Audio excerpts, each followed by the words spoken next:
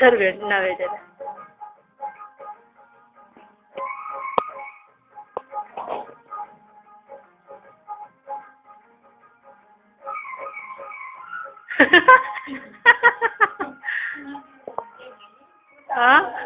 के हो ऊ आफै पढ्यो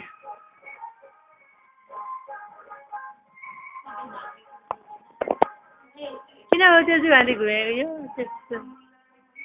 ल हेर्नु तपाईँसँग जिस्किन आउँछ खै गर्नु त दिदी फेरि गर्नु त